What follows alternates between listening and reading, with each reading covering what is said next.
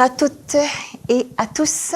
Je m'appelle Danielle Leblanc de Solidarité Nord-Sud des Bois-Francs, ici à Victoriaville pour la région centre du Québec. Je voudrais tout de suite inviter ma première invitée sur cette causerie, sur ce panel de femmes exceptionnelles, Madame Sonia Gagnon. Elle est de Gagnon Immigration. Nous allons oser défaire les mythes, aborder des sujets qui polarisent et montrer le vrai visage des personnes immigrantes. Sonia Gagnon. Donc, Sonia, qu'est-ce que c'est que ça, Gagnon Immigration? Bon, ça, c'est mon entreprise. Alors, c'est ça, je suis consultante en immigration et citoyenneté canadienne. Donc, je m'occupe de faire toute la paperasse pour les gens qui sont ici et qui voudraient, d'une certaine façon ou une autre, immigrer, soit de façon temporaire ou permanente. Voilà. Moi, ça m'intrigue. Comment ça se fait que Sonia Gagnon, mexicaine? C'est ça. Vous avez remarqué, j'ai un petit accent. À peine. À peine. Je vais le garder pour toujours. Donc, oui, mon père est un Québécois qui aime pas l'hiver, fait qu'il va passer, comme la majorité, qui va au Mexique, bon, qui allait régulièrement au Mexique. Donc, ma mère est mexicaine, mon père est un Québécois. Alors, je suis moitié-moitié. Et voilà, j'ai grandi au Mexique et là, ça fait 15 ans que je suis établie au Canada. Mm-hmm. Voilà. Sonia, est-ce que c'est vrai que, tu sais, à cause des personnes immigrantes, là, les Québécois n'ont plus de travail? Bon. Et là, les vraies questions. On pose des questions qui sont assez complexes et que la réponse n'est pas facile juste à dire non, oui. Il y en a tellement de facteurs qui viennent jouer dans ça. Alors, mais si je dois être catégorique, non, c'est pas vrai. C'est un mythe. En fait, on voit que la société canadienne, la société au Québec est très complexe. Les problèmes sont complexes comme ça. Mais c'est une économie qui est toujours en développement. C'est une économie qui est dynamique et que pour qu'elle puisse continuer à rouler, il faut qu'il y ait des gens qui travaillent. Donc, on voit dans les statistiques que le Canada, c'est une population qui est plutôt vieillissante et que le taux de naissance est plutôt faible. Donc, on a des problèmes là qui s'ajoutent. Donc, il n'y a pas assez de naissances, il n'y a pas assez de gens pour travailler avec une population qui doit maintenir la même qualité de vie. Fait que la retraite, les centres des soins, etc. Donc, comment est-ce qu'on peut faire ça? Ben, il faut faire venir du monde d'ailleurs parce qu'on peut pas juste faire apparaître des Canadiens et des Canadiennes de façon magique. Fait qu'il faut qu'ils viennent de quelque part. Alors, non, c'est pas vrai que c'est à cause qu'il n'y a plus de travail. Dans ça, je peux dire aussi que les femmes immigrants, ils vont aussi faire face à plein de défis si on parle du marché de l'emploi. Par exemple, des diplômes qui vont pas être reconnus. Fait que malgré qu'ils ont de l'éducation, qu'ils ont des diplômes, etc., ils vont venir ici travailler dans des choses qui sont complètement hors de leur domaine. Parce que leur un exemple dans quelques instants, d'ailleurs, en plus, ce sujet. Oui, tout à fait. C'est ça, ils sont pas reconnus. Souvent, ils vont arriver ici en désavantage, par exemple, par rapport à la langue.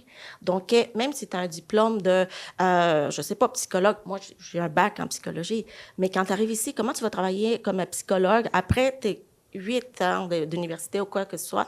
Comment tu vas travailler si tu parles pas la langue assez bien? Fait que souvent, ils vont rentrer dans des travails qui sont moins payés ou qui sont plus qualifiés pour pouvoir juste développer la langue, prendre l'expérience, parce que souvent, même s'ils parlent bien la langue, comme il n'y a pas d'expérience au Canada, ils vont pas se faire engager. Fait qu'il faut commencer à quelque part.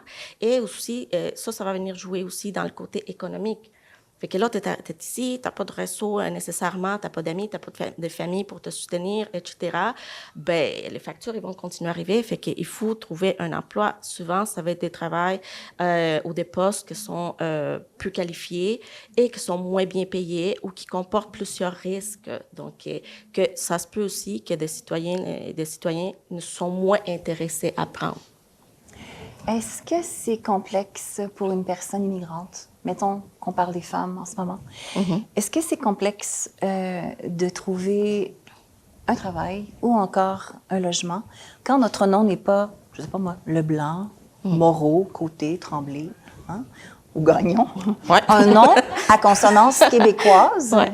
Hein? Comment ça se passe quand on veut louer un logement mais qu'on s'appelle je sais pas moi, un nom africain, Ouais. un nom à consonance arabe. Oui, c'est très difficile. Déjà, pour les Québécois et Québécoises, c'est difficile de trouver un logement. On est d'accord qu'il y a une précarité dans cette partie. Fait que c'est encore plus difficile quand ton nom ne sont pas canadiens ou québécois, parce qu'il y a l'incertitude, il y a l'ignorance, et l'apport à ce qui n'est pas connu, donc il y a plein de choses.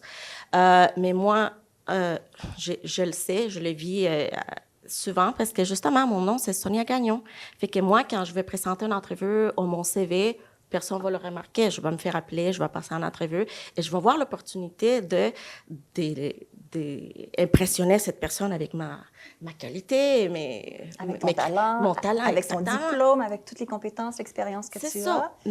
Mais ils vont être moins choqués, ils vont dire, ah, t'as un petit accent, mais ça va me permettre de rentrer. Mais je connais plein de gens, j'ai travaillé comme intervenant au Comité d'accueil international des Bois-Francs, et cette personne, Lupita Pérez, qui envoie un CV, il va pas se faire appeler parce que c'est Lupita Pérez, puis ça fait peur. Et c'est la même chose. J'ai aidé des gens quand j'étais au comité d'accueil pour trouver un logement. Puis moi, comme Sonia Gagnon, je réussissais à avoir des visites. Tant que mes clients qui avaient appelé la même personne, le logement était déjà occupé. Fait que c'est frappant. C'est pas correct, là. C'est sûr, c'est frappant. C'est complètement ahurissant. Est-ce que c'est difficile de faire sa marque? Est-ce que c'est difficile, bon, oui, de trouver un travail, mais plus que ça? Est-ce qu'on nous fait confiance autant? Est-ce qu'on est capable de dire, ben voilà, moi, j'ai peut-être un accent étranger, j'ai peut-être une autre couleur de peau, peu importe, j'ai le diplôme, j'ai de l'expérience. Est-ce que c'est plus difficile que les gens aient confiance en vous? Ben, je pense un peu comme la question qu'on se pose souvent comme femme. Est-ce que c'est difficile de rentrer dans des postes qui sont normalement pour des hommes? C'est difficile. Même si c'est dit que ce n'est pas vrai, c'est vrai. Puis il faut faire preuve qu'on est capable en tant que femme de faire le même travail qu'un homme. Ben c'est la même chose pour les immigrants. Il faut faire preuve qu'on est capable de faire les choses malgré qu'on est des immigrants. Fait que c'est la même chose. Combien de femmes immigrantes en ce moment ont un statut temporaire chez nous dans la région? Ça, je vais me permettre de chercher Regardez dans mes dans notes. ta feuille. C'est Je ça. pense qu'on a des statistiques. Oui, ben en fait, je vois, ça peut varier énormément, mais selon ce qu'on voit, les chiffres dans le recensement 2021, ici, dans la catégorie des femmes, ben, des immigrants, on avait, et ça c'est hommes et femmes. Pour des femmes, j'ai comme moins de chiffres, mais je vais vous dire pour les femmes au Québec. Je ne vais pas de la MRC d'Arthabaska au Québec. Parmi les femmes immigrantes, c'était 140% qui étaient justement des immigrants qui sont des femmes. Alors, c'est un petit peu plus haut des femmes que des hommes immigrants. Et dans ça, on remarque qu'ils ont plus de difficultés à se trouver un emploi que les femmes qui sont natives au Canada. Alors, ça, c'est statistiquement. Si on voit par rapport, selon les données compilées par les Statistiques Canada, etc., la MRC d'Arthabaska comptait 1740 immigrants, ce qui représente le 2,6% de l'ensemble des citoyens qui habitent le territoire. Alors, vous voyez, c'est même pas le 3% des personnes qui habitent sur les MRC. Dans ça, la première catégorie, c'était les immigrantes économiques, donc des gens qui viennent travailler. Oui, alors quand on dit immigrant économique, on veut dire que quelqu'un quitte son pays d'origine et s'en vient ici au Canada, au Québec, avec un emploi déjà dans la poche. C'est ça, exactement. Déjà, il y a beaucoup de recrutement. Vous êtes au courant de ça, mesdames et messieurs. Il y a des gens qui vont chercher des travailleurs, des travailleuses à l'étranger pour des postes bien précis. Oui. Donc ça, j'imagine que ces gens-là, ces femmes-là, qui arrivent ici avec un emploi en poche, ben il y a quelqu'un qui leur a donné un petit coup de main pour trouver un appartement. C'est peut-être pas dans les statistiques de personnes qui sont un petit peu plus, comment dire, vulnérables dans cette situation-là. Oui, non? Il y a tellement de choses qui sont impliquées dans cette réponse, mais grosso modo, oui, les gens qui arrivent ici comme travailleurs ou travailleuses qui viennent déjà avec un emploi, dans la vision du gouvernement et d'Immigration Canada pour essayer justement de protéger ces personnes, quand ces travailleurs viennent ici avec un certain salaire, l'employeur, il doit fournir un logement qui est convenable ou bien les aider à trouver. Fait que ça aide déjà un peu. C'est pour ça qu'on voit que des grandes entreprises, ils vont commencer à bâtir de logements pour pouvoir justement accueillir des travailleurs parce que c'est un peu leur obligation. Avant de se quitter, Sonia, j'aimerais ça que tu me dises, c'est quoi donc la différence entre un permis ouvert et un permis fermé? OK. Alors, un permis fermé, c'est un permis qui va nous relier à une entreprise en particulier. Ça veut dire, on ne peut pas travailler avec personne d'autre qu'avec cette compagnie qui a fait toute la démarche pour faire venir la personne. Pourquoi? Parce que pour le gouvernement, c'est sûr que ça va rassurer plus une personne qui vient d'ailleurs, mais qui a déjà un contrat. Ça veut dire qu'il va avoir un salaire, il va pouvoir être capable de se soutenir, etc. Et bon.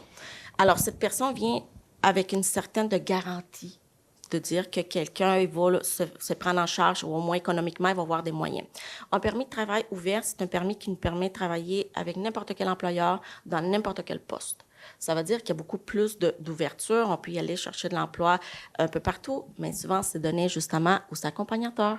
Donc, c'est des gens qui ne parlent pas la langue nécessairement ou qui n'ont pas des qualifications ou des études. Alors, souvent, très souvent, les femmes. Donc, ils se retrouvent ici avec un permis. Ils peuvent y aller travailler n'importe où, mais personne ne leur donne l'opportunité. Ils n'ont pas de garderie. Ils ne connaissent pas la langue. C'est vrai que le français est extrêmement important. La langue est très, très, très importante. Mais en même temps, pour commencer à quelque part, et là, je vois plein des entreprises qui ont besoin d'entretien ménager, pour couper de légumes, etc. Quel niveau de français tu en as vraiment besoin pour laver un plancher ou couper de légumes? On pourrait peut-être commencer pour dire, écoute, je vais prendre ce risque d'engager ces personnes qui ont moins de français avec une opportunité de développement. Ils vont l'apprendre au cours d'emploi, là, c'est sûr. Donc, petit message aux personnes qui engagent. Hein? Oui. N'est-ce pas? Je ne sais pas s'il y en a ici parmi nous aujourd'hui. Mais c'est vrai. Oui. De l'ouverture, c'est ça. De la curiosité, d'apprendre 2-3 mots en espagnol ou en arabe, ça se fait. C'est facile. C'est sûr que c'est juste de traverser cette porte. Une fois que tu es en emploi, tu n'as comme pas le choix d'apprendre la langue. Absolument. Puis la majorité des gens, ils veulent apprendre la langue. C'est juste que comment tu vas l'apprendre chez toi, enfermé. Qu'on se le dise, les personnes immigrantes veulent travailler, veulent ça. s'intégrer. Elles ne sont pas fait tout ce chemin pour rester à la maison, confinées et au contraire. Exactement. Donc, c'est une richesse que nous devons mettre de l'avant. C'est sûr. Merci beaucoup, Sonia. Merci On aurait à toi pu pour en parler l'invitation. longtemps. On a d'autres invités. Merci, Sonia.